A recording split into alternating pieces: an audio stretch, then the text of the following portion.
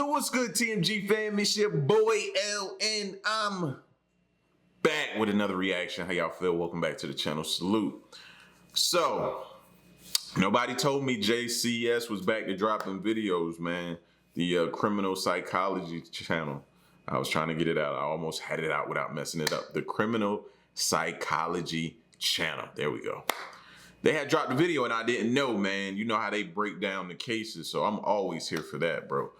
The next one is the case of Brendt Christensen. I think I pronounced that correct. But yeah, no description on it, no nothing. So we just get to dive right in and take it for what it is, all right? So if you're new to this and this channel, man, and also JCS, go give them subscribe, man. Go tear down their subscribe button. Make sure you run their likes up too. But here, though, here, oh, you got to do it for the haters, baby. You know what I mean? Run the likes up, baby. You got to do that for the haters. Make sure you hit that like button, man. Join the fam. Let's go. On the afternoon of June 9th, 2017, 26-year-old environmental sciences student Yingying Zheng was traveling on a bus to an off-campus apartment complex in Urbana, Illinois, where she was planning to sign a new lease for an apartment. She was running late and sent a text message to the leasing agent to inform them that she would arrive just after 2 p.m. After riding on one bus, she exited and tried to transfer to another, yet mistakenly waited on the wrong side of the street for boarding and missed it. She walked to the next bus stop a few blocks away at the corner of North Goodwin Avenue, where surveillance showed that a black Saturn Astra passed her by at exactly 2 p.m. It then circled back around and stopped where she was waiting at 2:03 p.m. She spoke to the driver for approximately 1 minute and then got in the car before it drove away. Do it look like she know him? Maybe?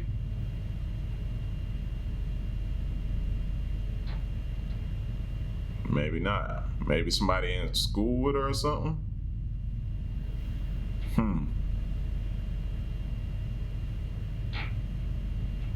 The leasing agent sent her a text message at approximately 2:38, but received no reply. As the hours passed, Zheng's friends, aware of her errand and expecting her to return quickly, grew increasingly worried, and a missing persons report was filed to police at exactly 9:24 p.m. that night. The University of Illinois helped coordinate search efforts on and around campus. Yingying's family flew into the U.S., and a reward of $50,000 was offered for information leading to her whereabouts, but the local authorities received no leads. It was on the 12th of June, however, when the FBI discovered the surveillance footage capturing Yingying's last known location. They were unable to discern the license plate number of the vehicle from the footage, yet they were able to determine that there were 18 four-door Saturn Astras registered to owners in the state of Illinois. One of the owners was 27-year-old Brendt Christensen, a PhD student at the University of Illinois who had graduated with a master's degree in physics and who had been married for 4 years to his high school sweetheart, Michelle Zortman. Investigators interviewed him on June 12th and inspected his car. When questioned, he reportedly claimed that he did not remember what he was doing at the time of Yingying's disappearance, but also stated he was most likely sleeping or playing video games. The police took his contact information and he was released after just a 9-minute interview and a 5-minute inspection of his vehicle. 2 days later, upon reviewing the surveillance footage, investigators observed that the car's sunroof was similar to that of Christensen's, but more notably that the vehicle in the surveillance had a cracked hubcap, as did the vehicle of Christensen, and who at that moment became the prime suspect. He was called in by police in the late hours of Wednesday night, June 14th, requesting that he come in to discuss what they stated was an important matter regarding Yingying's disappearance. Christensen agreed, and an FBI investigator picked him up from his home and drove him to the Champaign Police Department at around 12 a.m.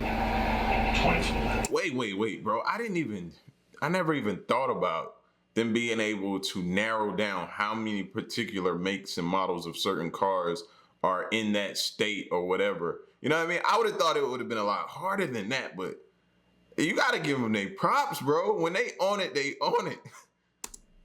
I'm trying to think of the 24 hours. Yeah, I assume you guys came at midnight that this is a priority, so I assume they're too fast.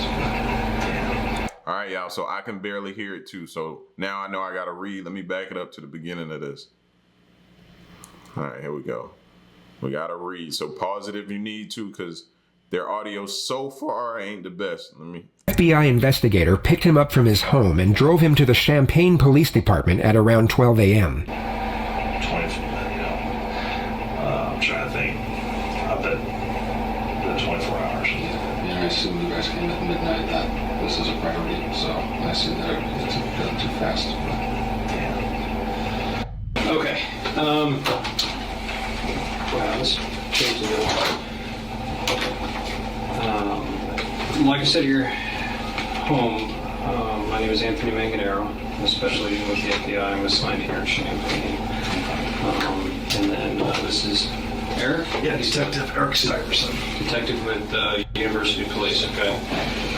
We are investigating the disappearance of Ms. Ying Ying. Because we are in my offices and it's late at night, I'm going to read you your advice and rights, okay?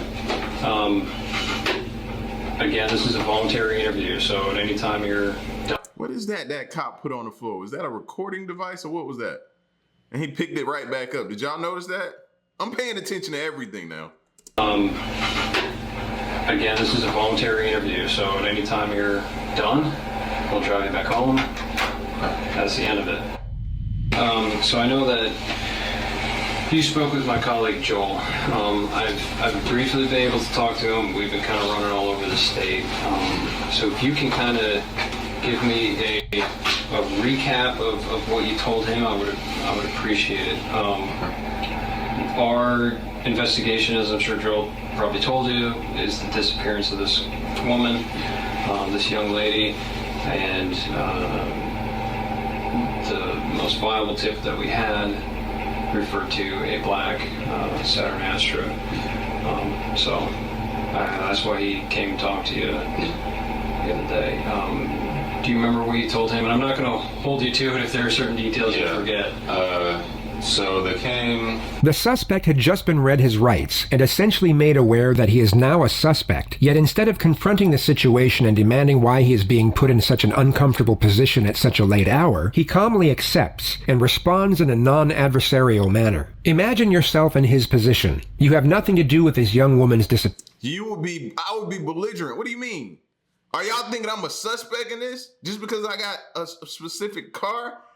He did none of that. Yet you are being hassled and even accused by police in a passive yet blatant fashion. You would most likely demand to know exactly why you were being questioned in such a manner and exhibit some form of protest or objection at the current circumstances. They were just checking out all of the Saturn Astras in the area. I know it's a pretty rare car, so probably a short list. He asked where my wife and I were during, I think it was 2 to 3 on Friday. And I mean, I graduated a couple weeks ago, so I'm looking for jobs right now. So, I mean, I was either playing video games on my computer or taking an afternoon nap. So, I was unable to produce an alibi. I looked into certain things to try and see if I could get some kind of info for an alibi. I sent some texts around that time, but none exactly between 2 and 3. He stated that he was looking for texts that he may have sent during the time in question for the purpose of producing an alibi. Yet he was clearly unaware that police would later confirm that he was not playing video games at any point during the day in question either. Even when offline, digital forensics are able to uncover the exact time a game was played and how long it was played for, which is far easier to determine on a computer than it is on a video game console like a PlayStation or Xbox. This wouldn't have completely refuted his alibi, as the suspect was smart enough to provide 2 possibilities. The narrative that he could have been sleeping at the time would still have credibility. I let them come in the apartments. They searched for stuff. I let them come in the car. They searched for stuff there. That was pretty much it. Okay. 10 minutes, 15 minutes. Gave my info. What'd you graduate in? Master's in physics. In physics? Yes. Well, that's... You're smarter than me. Thanks. I'm assuming that's over at the U of I there? Yes. Okay. You said your wife was out of town. Yes. The guys mentioned something about Wisconsin. Correct. Is that correct? That's correct. Okay. You guys are originally from there, or is Yes. that okay? Do you know what days she was in Wisconsin? Like late Thursday night, early Friday morning until Sunday evening. You mentioned that you thought you possibly sent text messages between, the hours of 2 or 3, so you weren't able to find any. That's correct. Do you recall any text messages they sent that day, or were there? Oh yeah, there were times? one. I actually left. They didn't look through the phone. I was showing them texts to my phone. Okay. Someone sent me a text at 1:30. I responded at 3:45 or something Okay. like that. So there are texts around it. Yeah, but maybe not. Not exactly between 2 and 3, and that's why I think I was probably lying down and sleeping. I wonder if they already done pinged his phone to see if his phone pinged certain places around that area. Just because, especially now, I'll typically do stuff in the morning, look for jobs, apply to a few, and I'd lie down to sleep, wake up, respond. It definitely fits. Okay. So. Was that kind of pattern of kind of looking for jobs, kind of having a little relaxation after graduation, was that typical of the entire week prior? Looking for unfamiliar patterns in both the suspect and the missing person's behavior is routine procedure in a missing persons investigation. The question is posed to the suspect in a delusive manner, as anything he says at this point will not be taken at face value. The investigators will be relying solely on forensics and witness statements to determine any shifts in behavioral patterns during the week in question. Yeah, pretty much. Okay. Yeah. Do you remember specifically if you sent any applications out online or if you visited any places On Friday. throughout the week? Throughout the week, I haven't had any in-person interviews. I had a phone interview on Thursday, and Anything on Friday? Okay. Do you have any questions for me before?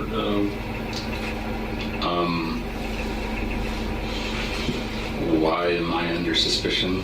Is it just my car, or is there anything else? That's, a large portion. It is a very unique car. Like I said, our search warrant is just for the car. Yeah. So we can, Yeah.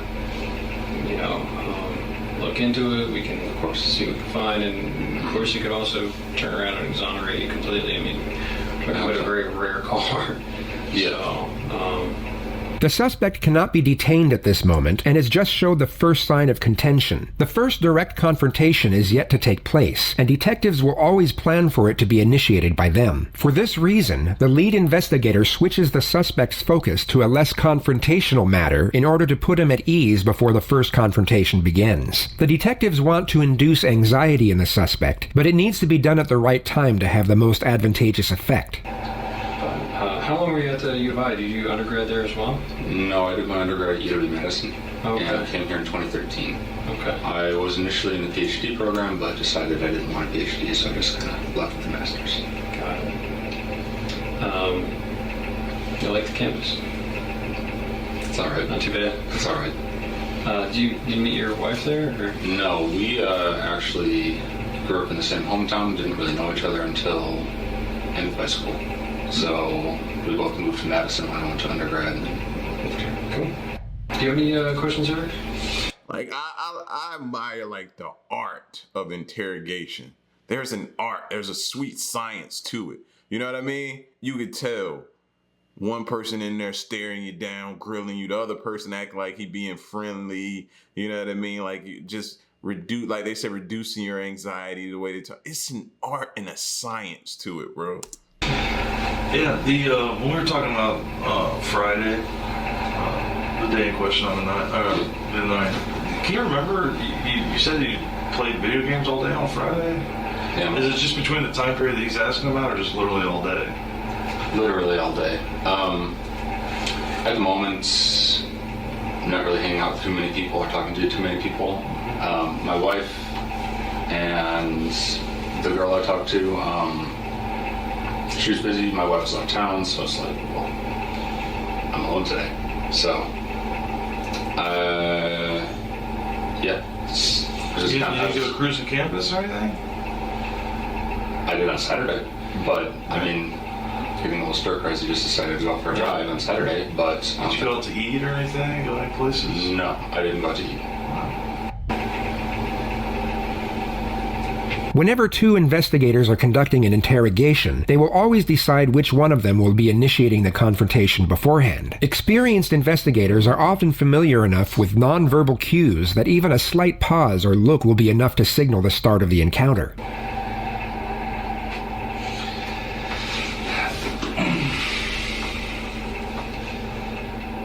Look, you know that we didn't bring you all the way up here to talk about video games. The ones you had for lunch that day. No, we ain't worried about World of Warcraft. Or what are you, a Madden player? Huh? NBA 2? We don't care.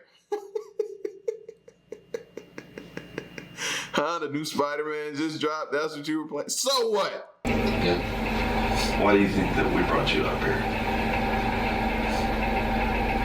Because the car I own was seen picking up a girl that's missing. The confrontation is initiated in the form of a question, and a suspect is put on the spot. Instead of responding to the confrontation with a confrontation of his own, which is a common reaction for a truthful subject, he tries to give a justifiable reason as to why he is being questioned without acknowledging the severity of that same element. He's trying to avoid the confrontation.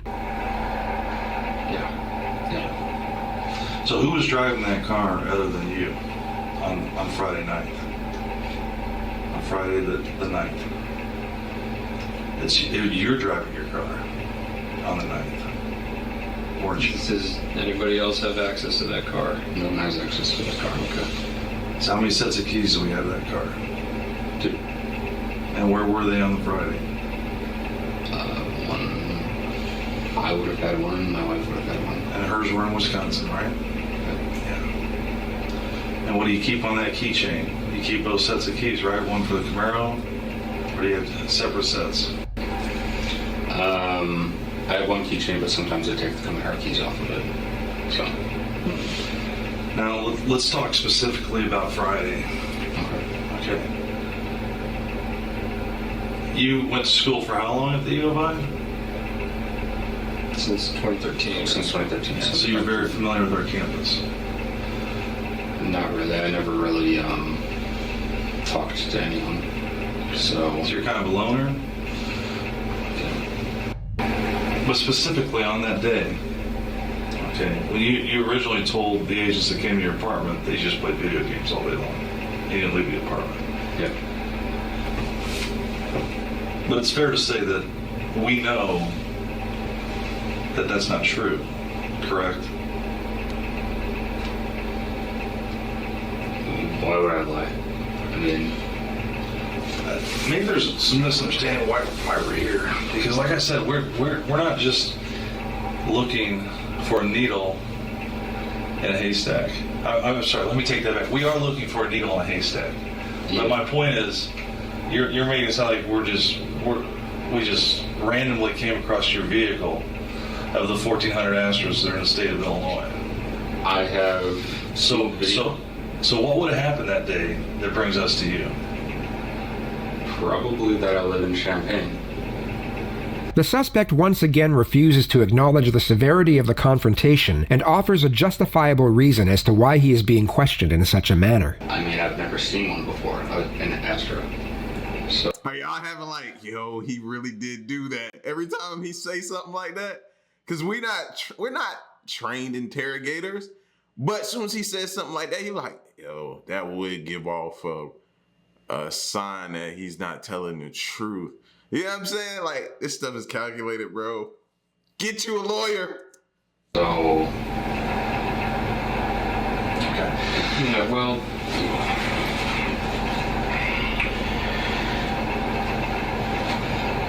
believe me when I say that the full weight and force of the FBI is going to descend on that vehicle. And all that entails. Okay. Right now, my primary concern and why I've been out till midnight, and these guys have been out till midnight every single night, is we're trying to find this girl. It's raining outside, it's nasty. She's a foreign student who's only been here for a few weeks. I want to find her. I'm asking for help. I know. I mean, I've got her getting into your car. Can't even say it. So what are you asking me for? I have nothing. He's just like, I don't know. Like, people who didn't do that would have been pissed that you're even implying that I had something to do with this. I need to know why.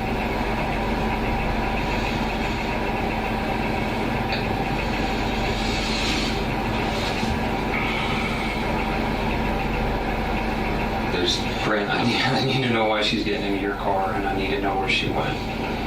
If we can help her, we need it done now. Because we need to move on from this.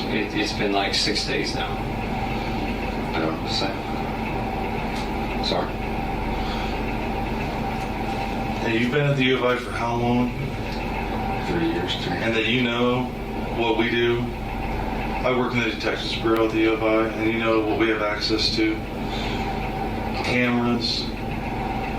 Do you think that we're not going to track a vehicle all over campus? We control kiosks at bus stops. We can look in buses. We can look in every building out on the streets. And you're telling me that I didn't see you driving your car on Goodwin, that I didn't see you driving down Wright Street and turning on right in front of parking where everybody pays their tickets and driving down University to Goodwin and heading south. And then you see her standing on that corner in that shade tree, didn't you? That's where you first saw her.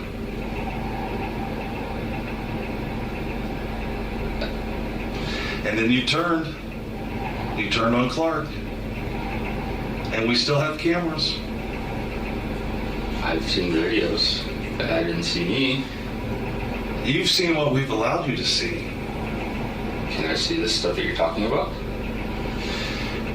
Do you think that we brought you up here to show you video? We want to understand why you did it. We want to understand why you stopped her to pick her up. Was it to give her a ride? Are you afraid to tell us that you gave her a ride? Maybe you wanted to make a couple bucks as an Uber driver, and she told you I had to go sign a lease at One North, and you're like, oh, I know where that's at. I'll drop you off. If you're afraid to tell us that you gave her a ride someplace, we can work with you there. A familiar technique that has no official name, but That was good. I ain't gonna lie. That was pretty good. It's like he gave it like, here, take this. Take this rope. Later you're gonna hang yourself with it, but take this rope. I'm just gonna help you with this rope. Huh? Come on, man. You're out there. Need a life raft. Take this. I'm gonna hang you with it later though. is widely recognized and routinely put into practice. The detective is essentially trying to get one foot in the door by aiming for a lower level of initial admittance. He is aware the suspect is unlikely to provide an outright confession, but more likely to at least acknowledge that he was driving the car that picked up the victim, and even more likely to do so when afforded an exit strategy. He is also given a justification as to why he has been reluctant to divulge this information up to this point. You will now see the suspect start to physically shake as his mind races back and forth as to whether to take the bait or not. But I know that you picked her up. I know you did. I saw you in your shirt, arms fully extended.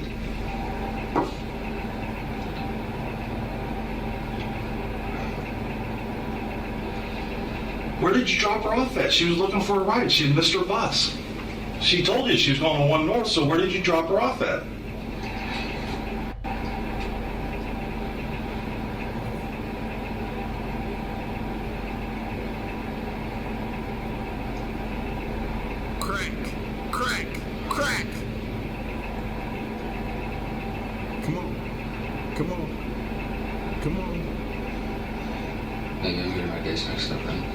Okay.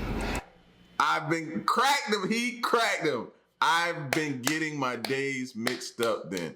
He cracked him, bro. Did you see? Slow drip fills the bucket. He about to get him, fam. He on him, bro. Oh, this gets me hyped. I thought I was around on Saturday. I I did pick a girl up. I don't remember where. Okay. I saw her picture. I don't think it was her, though. Do you remember the girl's name that you picked up? No, she was talking very broken English. Okay. Tell us about what happened. What time of day was that? Early afternoon. I don't really remember. Okay. I was just driving around. I saw a girl, and she was very distressed. Okay. So I stopped my car and looked at her. I asked her if she needed help. I talked to her for a little bit. How much? I gave her a short ride, a couple blocks. Okay. She freaked out and got out. Okay. That's all it was. Was this when you got on the north side of the railroad tracks on Goodwin? When you went across University and you drove on north? Did you let her out by the hospital or by the railroad tracks? Or where did you let her out at? I don't really remember specifics. Was it close to where you picked her up? Yeah, it was relatively close. It was in a residential area. Okay. So I'd never really been over there before. I had no reason to. Okay. I mean, When you say she freaked out, what did she do? Did she start throwing things at you? Did she scratch you? It looks like you have a scratch on your right bicep there. Is that from? I scratched myself in my sleep. That's from me. Okay. So So she just freaked out. So she's sitting in the front passenger seat of your vehicle? Okay. Has anybody else sat in that front passenger seat since she got out of the car? probably. Not with me, but with my wife, probably. I mean, So other than your wife, I don't who know. else sat in the front passenger seat with you that you know? maybe a guy she's hanging out with. Your wife? Yeah. Okay. I don't know. I don't think it was her. I don't. And if it's her not again, I want to find this girl because I know she's alone and scared out there, and we Yeah. don't have any contact with her. So you said you picked her up. Yeah. You went a couple blocks away to a residential area. Do you remember if you went north? I went north for sure. Okay. I mean, I know my criminal directions in the city. Yeah. Okay. So you went So north. that was relatively close to Loomis, so All right. To where? it was relatively close to Loomis. I'm so Loomis? familiar with that area. Okay. She said something like turn left after a couple blocks. Maybe she said something else because that's really when she started freaking out. And she wanted to get out of the car, get out, try pulling the door. It was locked because the car had locks. I unlocked, she got out. That was it. Where were the streets at? Do you remember? No, I don't remember. Do you remember what she was wearing? No, I don't. What was her ethnicity? You said she had trouble speaking English. What was She her- was Asian. She was She Asian. was Asian. What do you think? How old do you think she was? Do you think she was a grad student, undergrad? Was she My somebody? guess was about 20. Okay. My guess was about 20. Her hair length-ish here. I have trouble telling Asian people apart from one another. Sorry. Well, you would remember No, this that's- very specific though, because when you pulled up to her, you rolled your window down. She leaned into your car, so you were looking right at her face. And what does she have on her face? What does she have on her head? You were looking right at her. You don't remember? That, no, I mean, even so, I taught many semesters here, and a lot of the students were Asian. Okay, was she wearing glasses? Did she have a ball cap on? The detectives continue to inquire over the missing person's appearance in the hopes that the suspect will give them an accurate response. If they can ascertain that the suspect's memory is clear enough to accurately recollect what clothing an individual was wearing at a particular time, it will enable them to cut through claims of a poor memory when inquiring into separate matters that occurred during that same time period. If the suspect is guilty, it would be in his best interest to continue to assert that he can't remember. He has already stated that she was Asian and had poor English, yet these general details are far easier to remember than particulars, such as specific articles of clothing, which detectives are now trying to trap him with. They need to give him, like, you know how you see on certain shows or movies, he need a sandwich and a cigarette and a soda, man.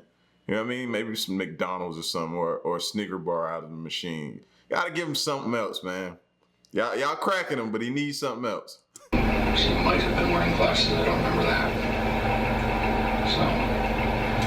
What did she tell you whenever you rolled down the window and you were chatting with her? You said she looked distressed.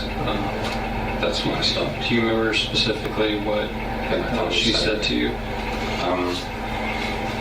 asked her if something was wrong.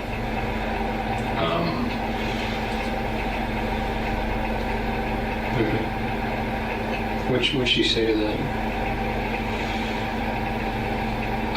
She said, I'm late, I need to get somewhere, or something like this. I was not exactly out of it, but just kind of like, oh, I'm going to help this random person, so I'm going to move in the first place. So she said she was running late for something? Yeah. And I was like, oh, okay, well, can you get a ride? Because again, I was just trying to get around.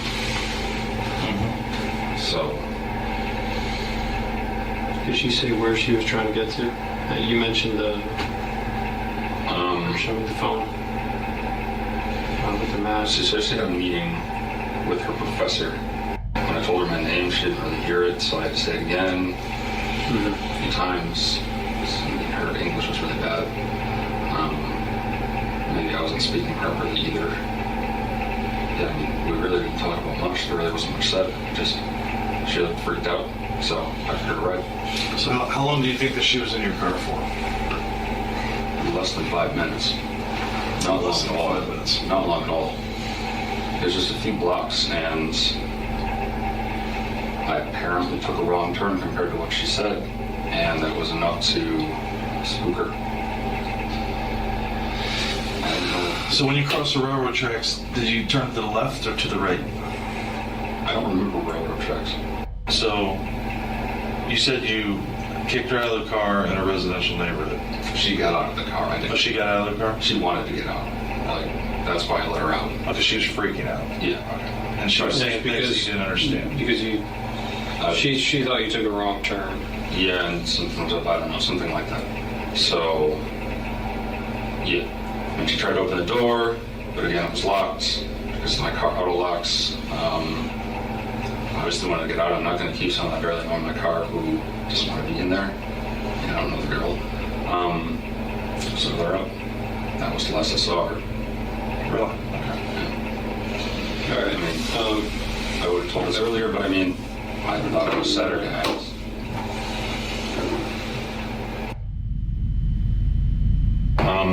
Again, I was driving around a decent amount beforehand. I don't remember exactly what I did beforehand. Yeah, you were definitely driving all over campus, and you were by yourself, and you weren't playing video games all day. So why would you tell us that? Why would you tell the FBI that comes to your house that you were Saturday? We didn't mix up the days. I mean, I thought I was doing it Saturday. So what did you think that those two agents were at your house talking to you about when they came over? Friday. That's why. I mean, Friday is a day, or Friday, or they're there to ask you if you picked up an Asian female and gave her a ride?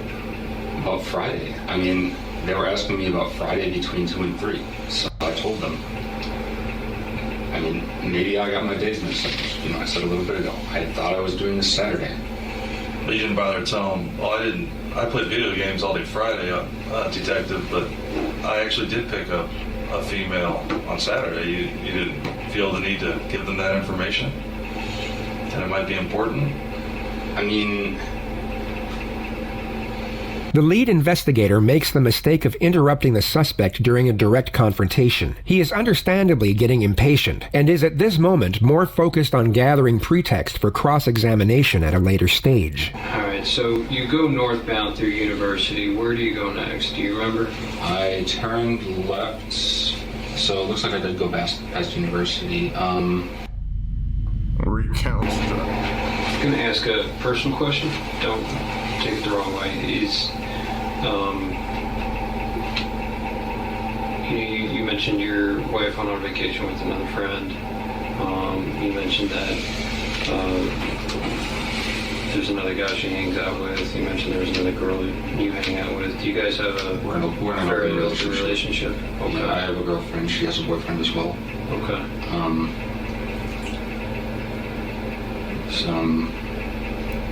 Hey, each his own. That's all I'm gonna say.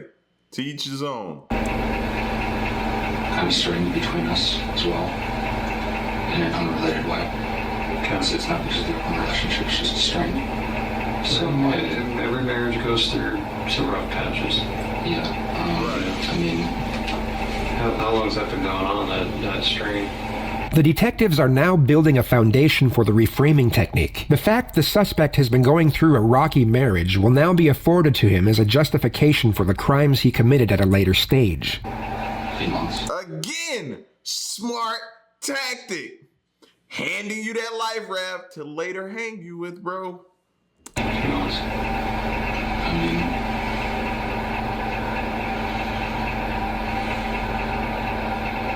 yeah, I mean, I didn't tell her that I did this because I was scared that,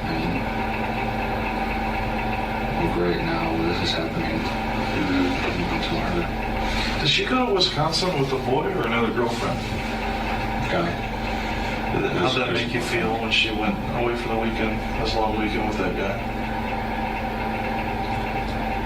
Lonely. Yeah. And it's okay, those are normal human feelings. Yeah. Did you feel hurt? Well, yeah, but I mean, she's been seeing sex for a while. But still, she's your wife, and it's tough, even if you're in an open relationship like that, where it's tough to see somebody you care about, that you love, to go someplace else with somebody else and not include you. And I get that, man.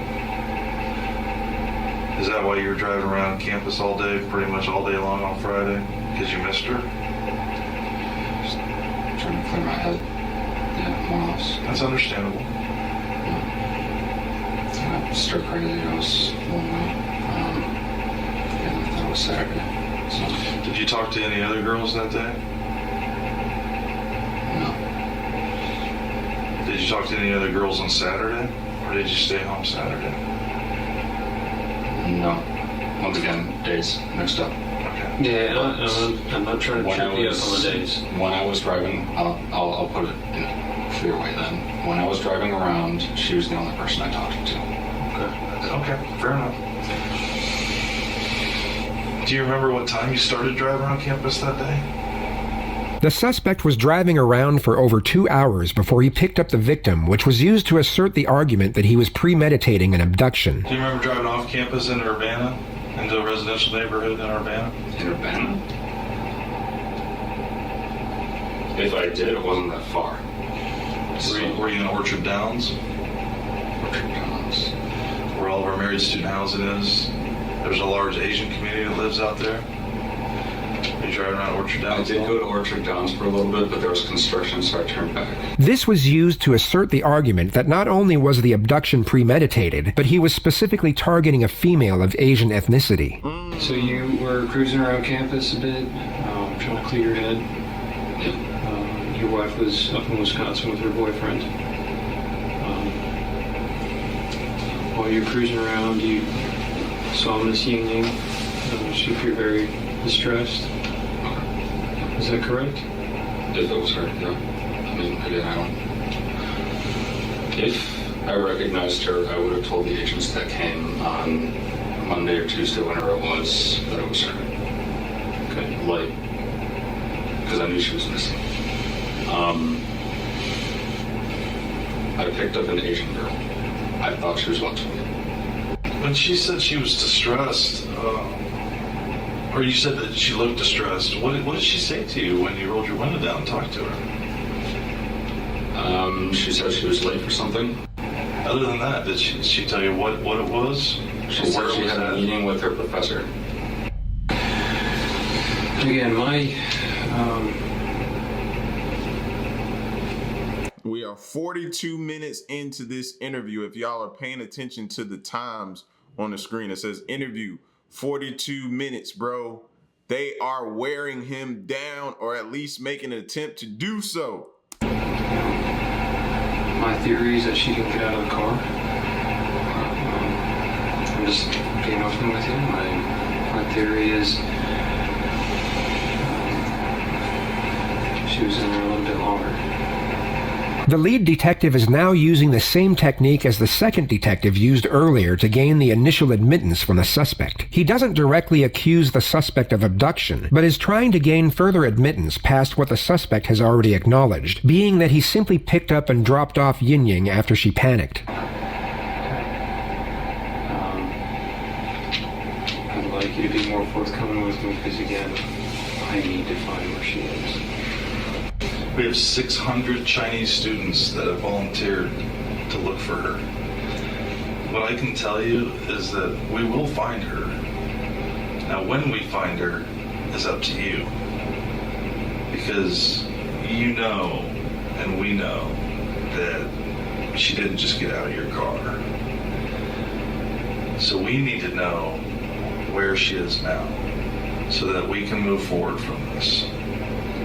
But if you maintain that she just got out of the car and walked away, it's very difficult for us to move forward.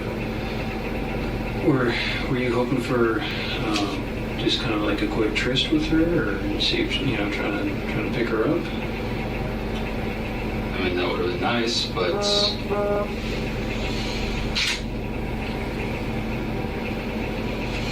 Do you have, I'm going to ask you a weird question, and a lot of us have fetishes. How would you describe your relationship with your wife? Are you guys into certain things? Do you like porn? Do you like... we're pretty vanilla together. But yeah, that's pretty much it. We have some stuff in our apartment. I mean, do you have like certain types of people that you have fantasies about that you might want to hook up with? Not particularly, no. So, well, I missed about the thing. Okay. Have you ever you do realize like everything you tell us, we fact check regardless of what you tell us. So, like stuff like YouTube videos that you've seen regarding Asian women.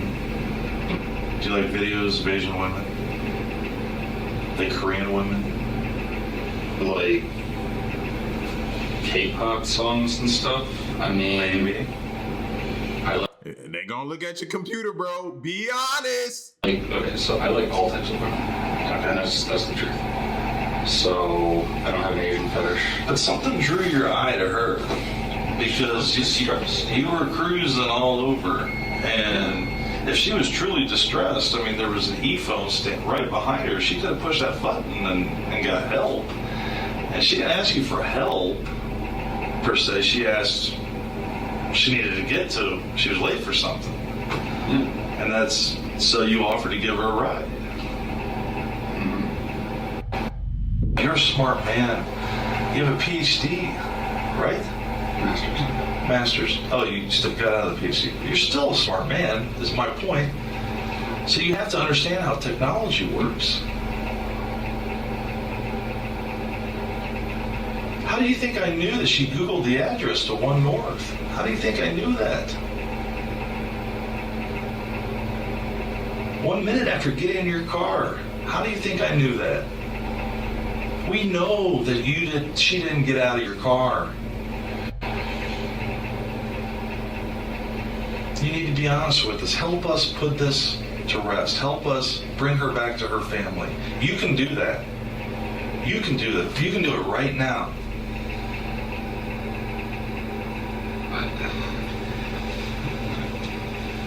I understand if you've had dark thoughts. I understand if you've been... This dude in this, I understand if you...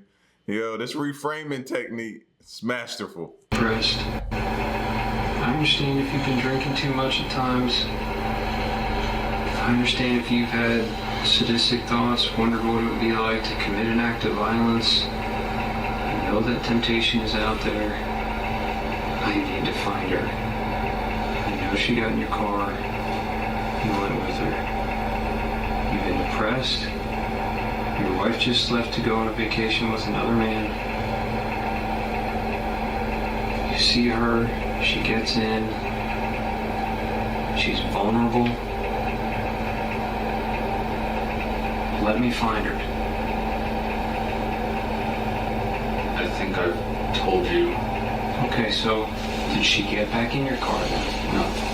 Did you get out of the car and follow her? No. Definitely not. I didn't get out of my car a single time. Why not? Was it because of the kind of neighborhood you were in? I don't know anything about that neighborhood. So, Did she run away from you? Did she stand there? no, she stood there, looked at her phone, and I drove away. Were you attracted to her at all? Reasonable amount. I mean, she's a good-looking girl. Did the thought cross your mind? Yeah, the thought crossed my mind, but it really had nothing to do with it. I mean, maybe she's into that, is my point. And I'm not judging you if she got in your car and she wanted to go to another location. You guys have some fun, roll around, have sex, consensual sex. Something happens. You panic. Is that a possibility? You sure? Yeah, I'm sure. So you're telling me you never had sex with her? I never had sex with her. Never penetrated her with your fingers? Any parts of her body? With your penis? No. With your fingers? No. Never had sex. Did you kiss her? No.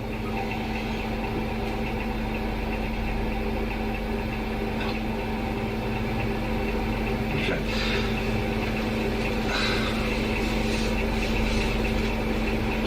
Are you afraid to tell me if you did? Because it seems like you're trying to think instead of just answering the question. You're trying to think about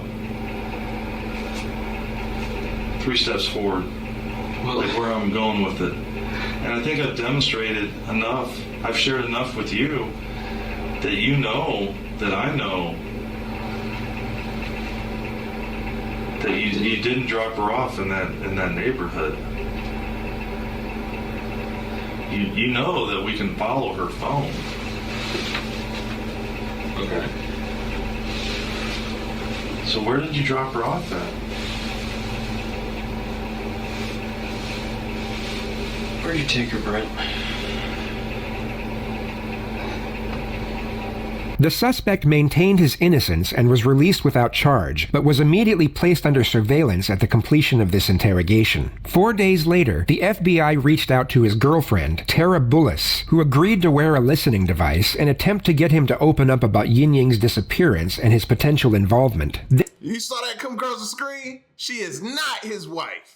This arranged strategy turned out to be a total success, and Brendt Christensen was arrested on June 30th, exactly 2 weeks after his interrogation. An FBI agent testified that Brendt Christensen's girlfriend became a key part of the case when she agreed to record conversations she had with him in the weeks following Ying Zhang's disappearance. A total of 9 recordings came from that. At first, he denied guilt and told her everything would be okay, but then on June 29th, after a night of drinking, he described killing Zhang in detail. Investigators say the final recordings were made the day of a memorial walk and concert for the missing Ying Zhang, an event that Christensen actually attended with his then girlfriend. What he didn't know is that girlfriend was wearing an FBI recording device. On the walk home, the two began to talk about the crime. I cut her clothes off and just started doing stuff to her, he said. Earlier in the conversation, he said, she was resilient. I tried to choke her to death, but she didn't. I choked her for what must have been 10 minutes. Then I released her breath. I couldn't believe she was still alive. Christensen said he hit Zhang in the head with a bat and stabbed her, and she was still alive, so he decapitated her. Prosecutors say the recordings show that Christensen bragged about killing 12 other people, but they have no other evidence of more victims. Ying is the only person that has produced evidence that leads back to me. Number 13, he said. I've been at this since I was 19. He told his girlfriend he had been wanting to talk to someone about it and he wanted to kill more people. I still want to do it, he said. It's my legacy. And as if this has not been hard enough for Zhang's family, some of them were in the courtroom today.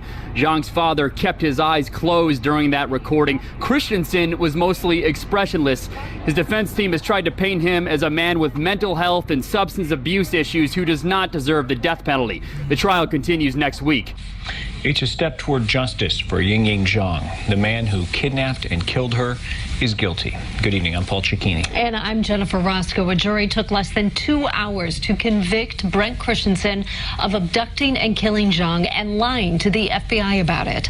She was last seen June 9th, 2017, getting into his black Saturn Astra on the U of I campus. Christensen faces either life in prison or the death penalty. Brendt Christensen, the convicted killer of Chinese scholar Ying Zhang, will spend the rest of his life in prison because a federal jury couldn't decide if he should be sentenced to die. The judge certainly didn't mince words in his final statements. CBS 2's Tara Molina is live in the newsroom with more on that decision tonight. Tara. Erica and Brad, this is the same jury that found Christensen guilty of kidnapping and killing Zhang. They couldn't come to a unanimous decision on the death penalty, and the judge certainly didn't mince his words. In his final statements to Christensen, he said, quote, "The mercy extended to you by this jury is a testament to their humanity, not your character." Brendt Christensen is currently serving his sentence at the maximum security Statesville Correctional Center in Illinois. Despite the FBI recordings, he maintains his innocence to this day. The body of Ying Zhang is yet to be recovered. Oh my gosh, bro. He liked to do this. He been doing it since he was 19. They just ain't found the other bodies. And he confessed to the girlfriend, not his wife, who he claimed was his wife. I would think you would know if somebody's your wife, bro. She was your girl. Prayers to the families. And hopefully, we can... Somebody just entered my house. My dog just went off. Something ain't right. But let me go upstairs. But hopefully, bro, that they can find those other bodies and bring closures to the other families if he was telling the truth. Y'all get at me in the comment section, man.